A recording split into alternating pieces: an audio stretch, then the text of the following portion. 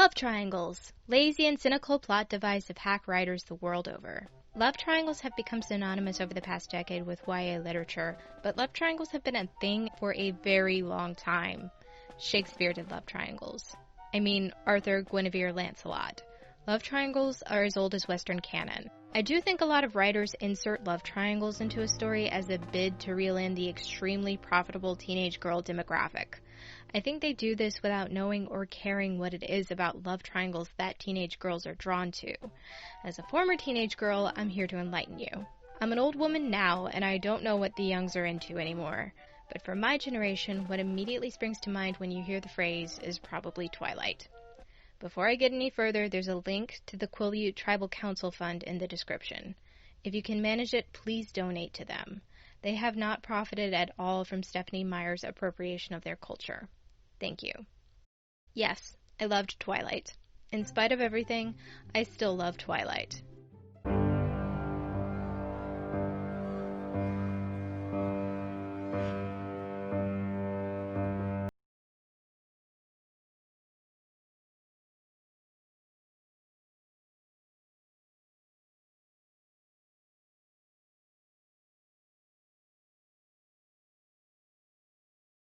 Eclipse because the love triangle is basically resolved at the end of Eclipse.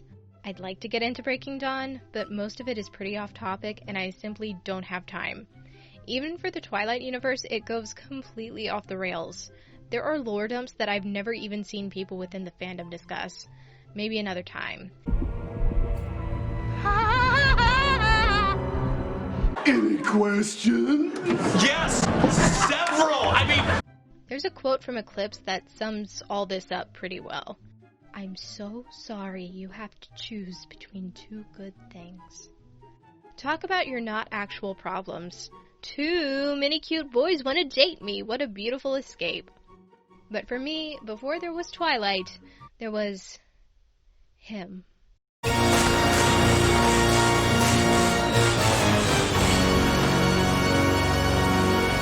Well, if I'm being honest, it was him. Yeah, I know. Look, I was stuck with dial-up internet until I went to college. Darkness deep as hell! You musical theater kids today are lucky. I didn't have access to bootlegs, and I still haven't seen the show live. This movie was all I had, and I loved it a lot. You will curse the day you did not do. All that the better must of you.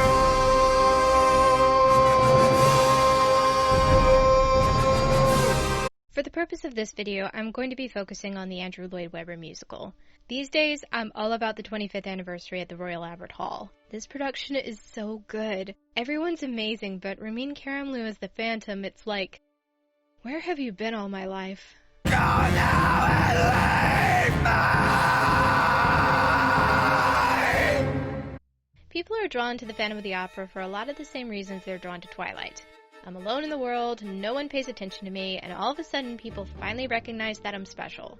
And also there's a wealthy, handsome Vicomte who's waltzed back into my life, and a mysterious, dangerous, gaslighting, murderous genius. Silently the censors abandon their defense. I'm in love, and I don't care who knows it. These stories are both very different and very similar. There comes a point in both where for the guys, it seems less about trying to win her affections and more about their dick measuring contest. Both stories are also full of everyone telling the female protagonist what she should do.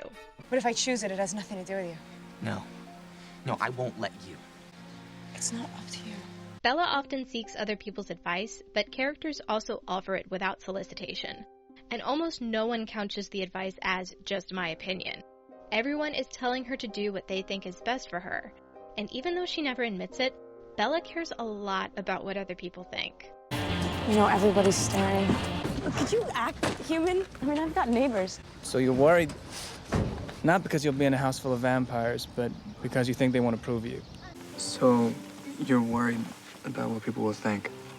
One of the genuinely saddest and most baffling moments is at the end of New Moon, when she decides she should put her humanity up to a vote. The only thing that I can think of for it to be fair is to just vote. Bella, babe, your mortality is not up to your in-laws. The whole plot of New Moon happens because Edward doesn't trust her judgment. At the end of Twilight, she got attacked by another vampire, and he wanted to leave to protect her. She made him promise he wouldn't, and then he does anyway. The plot between Bella and Edward for most of Eclipse is whether or not she'll agree to marry him in exchange for him turning her into a vampire. She wants to be a vampire, she doesn't want to get married. She does eventually agree because she loves Edward, and she also wants to be a vampire independent of that. This wasn't a choice between you and Jacob. It was between who I should be and who I am. Like, imagine these two met and sparks flew and they started a serious relationship. And then he's like, my new job is relocating me to New Zealand. And she's like, cool, I've done a lot of research about it and I've always wanted to go to New Zealand. I would like to move with you to New Zealand. And he's like, No, you don't. And instead of offering any argument about why moving to New Zealand is a bad idea for her specifically, he ghosts her. She starts spending a lot of time around her best friend, who's in love with her, and he's like, New Zealand is a terrible place anyway. And she's like, I don't think that's true. And then he's like, I'll be incapable of loving you if you move to New Zealand. And she's like, what? Her boyfriend comes back, he apologizes for ghosting and she forgives him, but he still doesn't want her to move to New Zealand and lists some reasons that are mostly nonsensical. And there's a lot more back and forth about it until she tells him that at this point, she's planning to move to New Zealand with or without him, and they agree to move to New Zealand together. The end. Twilight is about more than just the love triangle. Twilight is about Bella knowing what is best for herself and asserting herself until she gets it. I've decided. For those who aren't familiar with or haven't seen one of Lindsay Ellis's videos on The Phantom recently, here's a refresher of how it ends. During the performance of the Phantom's self-insert opera he made them all perform on pain of death, Christine unmasks him and he kidnaps her in front of a full audience. Back in his subterranean lair, she's suddenly in a wedding dress and he's like, we're getting married now. And she's like, really? It's not the face, it's your hideous personality. And right about then, her actual fiancé shows up to save her and immediately gets captured. And the Phantom's like, perfect. Start a new life with me. Buy his freedom with your love. Refuse me and you send your lover to his death. This is the choice. This is a point of no return.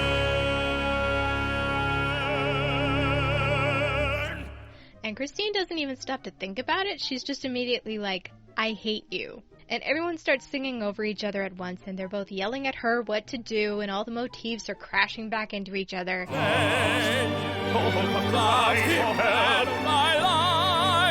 point in fighting for either way you choose, you cannot win. So do you end your days with me, or do you send him to his grave? Why make a lie to you to save me? And in the end, she agrees to marry the Phantom and kisses him. And he's like, maybe I've been overreacting? And he lets them both go, and they presumably get married while he vanishes into the night. If you're not in the fandom, you cannot possibly understand just how much people want the Phantom and Christine to be together. But this is why people love this so much, because he's the ultimate underdog and all this and this villainy stuff. And Raoul, people hate Raoul, but he hadn't done anything except be born rich and cute. I mean, Raoul does spend a giant chunk of the runtime dismissing Christine and telling her she's imagining everything. Then when he finally admits there is an unhinged murderer who's been living in the walls, he tries to make a plan to catch him. Christine just wants to leave. But he's like, if we don't end this here and now, he'll never give us a moment's peace. And I mean, that's fair. But he's also like, what do you mean you don't want to be used as life bait, dearest? Christine, Christine, you don't have to. They can't make you. Christine, Christine, don't think that I don't care. But every hope and every prayer rests on you now.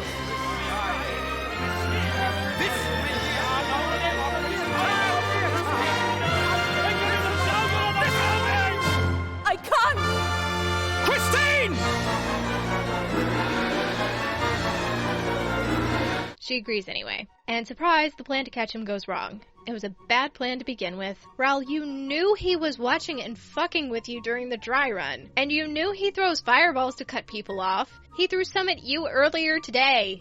God, you suck. Wool over his eyes, man. Easily bamboozled, man. 3 steps behind, man. When the Phantom is played by an extremely sympathetic actor, he is shockingly easy to root for. I keep sometimes reminding people and myself, the Phantom killed 2 people. Yes, He's got I a lot know. of things going on. He needs to sit down, have a little chat. Totally. You know, He needs some therapy. It's not a choice. That's right. He's not a choice. No, he's not a choice. Christine and the Phantom cannot end up together after everything that's happened. But like any breakup, they can leave each other as better people. Hounded out by everyone, met with hatred everywhere, no kind word from anyone, no compassion anywhere. Christine! Christine, why? Why? The Phantom's character arc is dependent on Christine's actions. Through her, he learns to accept and in turn show compassion. Christine's character arc is about learning to trust herself while discovering the power of her own agency. I wonder why young women tend to gravitate to these stories. When I was little, I was basically raised on damsel in distress fairy tales. And even in stories where she was ostensibly the protagonist, there was never really a question of how the story would end for the heroine. There was a guy, and she'd escape her current bad to neutral situation by marrying him. Hold it, Grandpa. You read that wrong. She doesn't marry Humperdinck, she marries Wesley. I'm just sure of it. After all that Wesley did for her, if she didn't marry him, it wouldn't be fair. Well, who says life is fair? Where is that written? Life isn't always fair. I'm telling you, you're messing up the story. Now get it right. Imagine what it felt like when I got a little older and I was like, wait, there are 2 suitors she can pick between? Scandalous. This is how starved I was for women characters to have any agency whatsoever. I knew then, and I know now, that love triangles represent a false dichotomy. At the height of Twilight's popularity, I overheard one of my classmates say this on the bus, and I've been thinking about it ever since. Bella has 3 options: a vampire, a werewolf, and a perfectly nice guy who's going to inherit a small business. Of course Bella has more than 2 options. Bella has more than 3 options. She could have gone to college. She could have moved away from Forks. She could have ended up with any number of people or with no one. Bella could have done literally anything with her life, and people are constantly urging her to do literally anything else with her life, but she stands firm in her decision. For Bella, there was never really another option. It's always been him. As for Christine, her father passed away years ago, and the song about how much she misses him and just wants the grief to stop wrecks me every time. The Phantom is only able to get close to her in the first place because he pretends to be an angel sent to her by her dead dad. Wandering child, so lost, so helpless, yearning for my guidance. Christine and Raoul were childhood sweethearts, and here's my hot take. Christine only wants to be with him because he reminds her of better times. Those picnics in the attic are of chocolates. Father, playing the violin. As we read to each other dark stories of the North. Christine doesn't need either of them. Christine needs a grief counselor. Of course, Christine has and deserves more options than Raoul and the Phantom, but for me and for a lot of people, the fact that she gets to make a decision at all is huge. Whoever the heroine picks to marry doesn't just represent himself. He represents what kind of life she wants to lead.